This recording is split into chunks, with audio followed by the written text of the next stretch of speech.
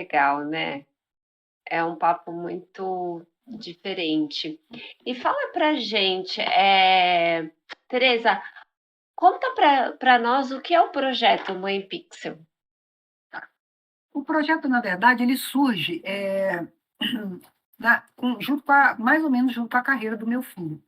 Porque uma coisa é você ir até uma game house, levar o filho morrendo de medo e deixá-lo lá. Outra coisa é você retornar para um espaço educacional e, de repente, você está no meio de uma aula e alguém te diz: seu filho estava ontem online, seu filho estava ontem fazendo uma live. E eu estou assim: que live? O que é isso, gente? Fazendo live? Imagina, porque assim, hoje, para muitos pais e mães, esse diálogo, né, que eu falo, esse novo dialeto dos games, é confuso. Imagina isso há 12 anos atrás, 13, entendeu? Então, assim, quando os meninos diziam isso, o menino estava streamando, eu falei, meu Deus do céu, o que seria streamar? Porque, assim, quando ele saiu de casa, é, imagina aquele quarto vazio, né? Aquele quarto vazio onde estava lá o computador dele, o violão e tudo. E eu aqui, do outro lado, chorando, saudade. E o que eu fazia era rever os jogos para a gente estar ouvindo eles gritando, eles falando e tal. E deixava ligado. Eu não sabia nem que tinha essa coisa de streamar, que ele ia estar ao vivo, que ia estar falando. Eu não entendia e não entendo muito pouco hoje ainda do LOL. Só sei quando está ganhando e quando está perdendo. Mas, enfim. Tá melhor que eu, então. Então, assim, aí de repente, você se percebe dentro dessa escola em que os alunos começam a falar do seu filho de um conhecimento que era muito diferente daquilo que eu não via, eu via o Micael, eles viam o Micão, entendeu? E de repente eu me deparei com uma cena que eu sempre gosto de contar. Eu saio no portão da minha escola e tinha os amigos dos meus alunos lá na porta, porque eles queriam conhecer a mãe do Micael. Na verdade, do Micão, do Micael não interessava. Eles queriam conhecer a mãe do Micão. E aí, um deles, ele chegou e falou assim: gente, ela é de verdade. Que Aquilo legal. soou de uma forma, ou assim, ele é de verdade. Aí o outro falou assim: pois é, ela é de verdade, ele tem mãe mesmo. Parece com ele. E aí eu voltei para casa com a. Gente, o que será que esses meninos imaginam que é um mundo através dessa câmera, né? Através dessa tela? Né? A visualização que eles têm, como se fosse um avatar, que os meninos não fossem real, que eles chegassem num lugar em que eles sonhavam, mas ao mesmo tempo é como se fosse um mundo mágico para eles. Então, assim, ter uma mãe humana aproximava a esses meninos. Eu tenho uma mãe, ele também tem. Então, assim, eu voltei no outro dia, cucada com aquilo, e fui conversar. Ele falou assim: professora, a maioria daqueles meninos, eles sonham um dia chegar até ali, mas é muito complicado, porque a gente nem tem videogame para jogar, para subir e tal, tal, tal, e eu não entendi. Mas, enfim, aí um dia eles me convidaram para ser madrinha de um clube para debater sobre o LOL. E depois, logo em seguida, eles falaram na escola, né? Pode fazer o clube? Pode. É um trabalho de uma escola integral, e lá dentro tem clubes, eletivas e tal. Foi legal. Aí, na hora do recreio, a gente encontrava aqueles meninos que gostavam, e a gente ia para a informática com um computador velho, que depois eu consegui mais um, e a gente colocava ali, e eles ficavam revendo os jogos e explicando, entendeu? Um para o outro, tal, por que aquele ganhou, por que perdeu. E ali surgiu primeiro ali o coisa de games. E eu ali, né, fingindo que estava sabendo de tudo, não entendia nada. Ah, tá bom. E aí surgiu uma ideia dentro do próprio projeto, nós criamos um português, tudo feito lá, né? Xerox, como levar essas palavras para os pais e educadores, entendeu? Do que vocês falam, eles explicando com a própria linguagem, né? O português. E assim, aí começaram a me chamar para palestras. Tecnologias e educação. Aí vamos lá, mãe do jogador, sabe? Não tinha nada a ver comigo, mas também não falaram que eu não sabia. Eu ia, vamos lá, palestra ali com os pais, vamos tal, convidava, eu ia.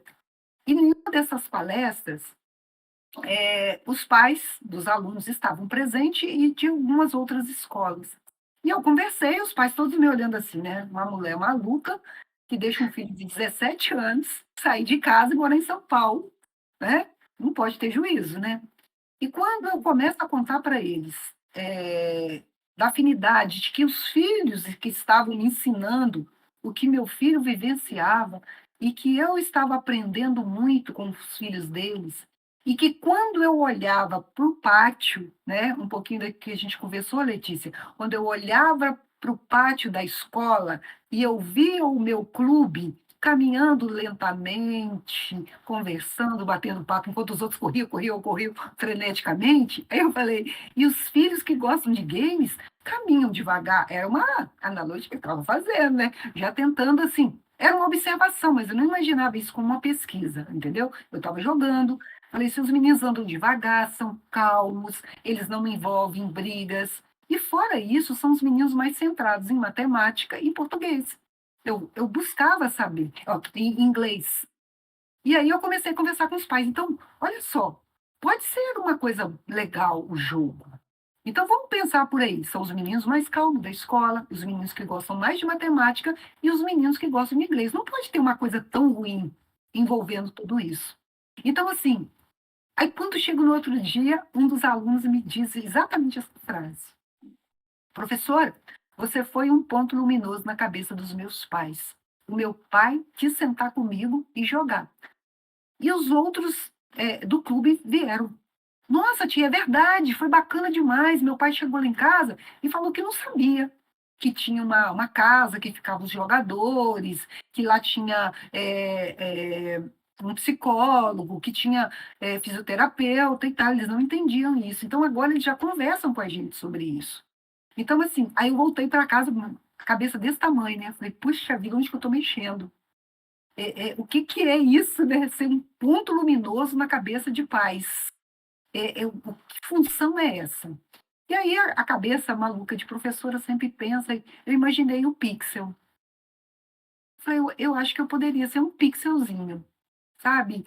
É tanta coisa ruim falando, mas quem sabe um brilhozinho lá, vamos lá então. E eu fui assumindo isso devagar, primeiro no compasso de educação, e depois realmente assim assumindo esse contexto de mãe, de ir para os eventos e conversar com as outras mães. E a gente tinha passado as mesmas coisas. A gente sofreu da mesma forma, tá? Computador arrancado da tomada, desligar, desligar a internet, não pagar só para o filho jogar, entendeu? A gente começava a morrer de rir. A gente tinha passado pelas mesmas coisas, entendeu? E assim, e mesmo sabendo, eram mães, às vezes, de médicas e tal, e não importava. Todas nós, mães, estávamos passando pelos mesmos contextos, acreditar ou não naquilo que os filhos sonhavam. A gente estava passando pelas mesmas dores. Né? E eu falo de mães porque os pais já estavam quebrando tudo. Né? Eram muitas crianças que saíram de casa, porque são crianças que saíram de casa brigados, com o pai e a mãe tentando, não, deixa ele ir, brigando. Então, teve muito isso.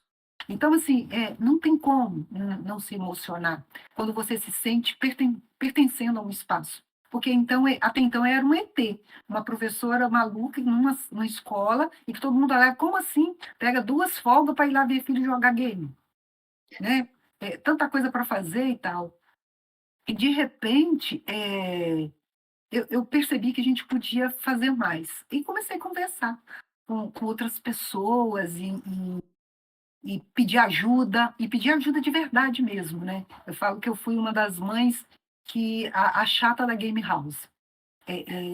Eu incomodei muito, tanto que quando o Cláudio Godoy aparece lá na Game House da INTZ, o, o Rogério me chama e fala assim, aqui, dona Chata, nós trouxemos um psicólogo, porque eu falava muito sobre isso, entendeu? Eu falei assim, meu filho está aqui, 17 anos, morando com outras pessoas, cada um com seus valores, cada um com um tipo de família, é complicado se não tiver um tratamento ali mais focado nessa questão emocional, né?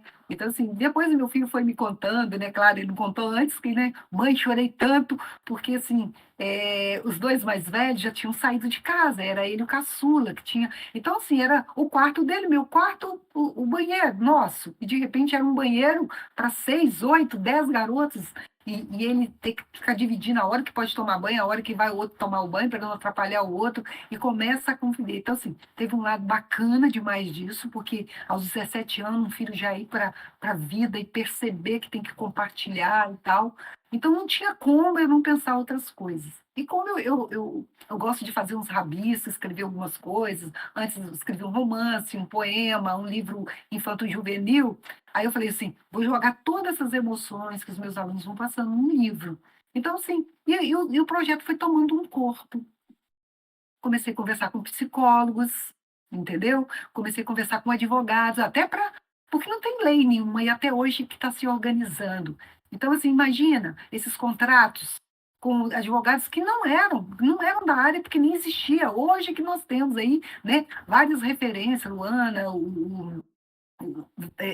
Mendes e vários outros, né, advogados aí que estão dentro dessa dinâmica de entender o que é o esporte, o Hélio, né, que começou comigo, ele me ajudou bastante no início aí com o Mikael, e a gente não entendia nada, a gente foi tateando e tentando acertar. Então, a gente foi muito pela intuição.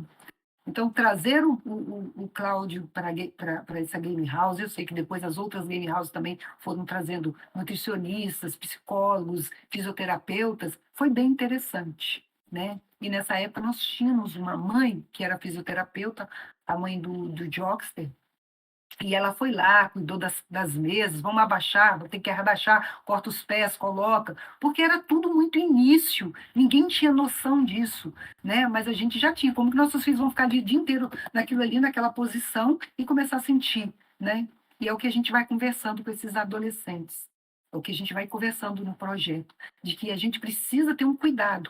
Hoje, vocês todas que estão aí direto no digital, né? Tá parando para fazer suas atividades, então, a gente tem que cuidar agora do nosso físico, porque fisioterapia já não é mais coisa para velho, é coisa para gente, para cidadão digital. A gente precisa toda hora estar parando, nossa postura. A gente tem conversado muito disso com os adolescentes, falando com eles que muitas pessoas estão com 20, 25 anos perdendo carreira porque não cuida, né? Não cuida bem da coisa, acho que pode jogar torto, sentar de qualquer cadeira e tal, e a gente até fala sobre isso, não precisa ser uma cadeira gamer, nada disso faz a diferença, mas a sua postura é que vai mudar. E fora isso, a questão cognitiva também. Não dá para parar de ler, estudar, não dá, tem muito estudo envolvendo o game. Se o menino, ele não é só ficar ali clicando, ele tem que entender a dinâmica de tudo isso. Então, ainda hoje, quando eles me perguntam, seu filho não vai estudar, eu falei, estudo pra caramba, todo dia ele tem que estudar, cada hora é uma dinâmica dentro desse jogo e ele tem que entender. Então, é mais ou menos isso, eu acho que o projeto ele tem a intenção de conscientizar psicólogos, advogados, fisioterapeutas, oftalmologistas, médicos de todas as áreas, que todos comecem a atender dentro dos seus consultórios, dentro dos seus escritórios, o cidadão digital. Não dá mais para tratar esses meninos com os mesmos instrumentos de antigamente. É uma geração totalmente nova e eles não têm culpa de ter nascido na era digital, pelo contrário. Quem construiu tudo isso foram as gerações que antecederam. Eles estão agora só realmente vivenciando isso aí, que nós preparamos para eles. Que nós preparamos para eles. Mas só que a gente está descobrindo uma coisa: tem muita novidade. Tem muita coisa que está por trás disso aí que a gente não dá conta. Então, a família sozinha não pode ser culpada disso.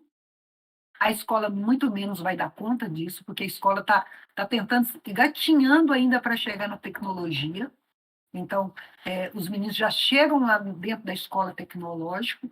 Então, o que o Mãe Pixel pretende, e às vezes assim, é um braço enorme que a gente tenta colocar, a gente vai para as escolas, conversa com os educadores, olha com um carinho maior. Esse menino não aprende mais com essa leitura de um monte de livro, tem vários lugares que ele pode ali fazer pesquisa, dar oportunidade, né? Então, enquanto os professores estão ali, então, vamos proibir o celular, chega a Tereza, mãe Pix, fala assim, larga o celular, aproveite o celular desses meninos e coloca na verdade, internet, que o menino sem internet ele fica vendo a mesma coisa o tempo todo. Coloca internet, vamos fazer pesquisa. E o projeto está aí, surgindo. Mas é pequenininho, é um pixelzinho ainda. Não, é um pixelzão, tá fazendo a diferença. E assim, a minha cabeça já explodiu aqui. Foi uma aula. Assim, é muito bonito ver como aconteceu a construção do projeto dentro da sua visão dessa narrativa educadora. Porque existe essa realidade, e não é uma realidade que a gente tem como reverter, não tem um voltar atrás. Como você falou, é uma nova geração tecnológica e assim será. Então a gente tem que realmente aprender e agora ajustar essas ferramentas para essas novas ferramentas digitais que a gente tem na nossa rotina. E assim, algo que você falou que eu achei incrível é essa construção que houve, acho que de ambas as partes e geracionais mesmo, tanto da sua parte, dos educadores, do seu filho, e também das crianças ali que acompanham ele. E teve toda essa troca, eu achei isso muito bonito. E acho que é muito boa a sua postura de entender essa ferramenta digital como algo que pode auxiliar esses meninos. Não é à toa que, como você falou, a maioria gosta muito ali de inglês, porque, enfim, ferramentas digitais elas acabam tendo ali essa linguagem, né, do inglês. Esses pontos não são à toa e achei muito bonito e muito cuidadoso essa sua abordagem de identificar realmente essas questões e não, enfim, você já fez isso com seu filho, né? Eu diria cortar essas asinhas digitais dessas crianças.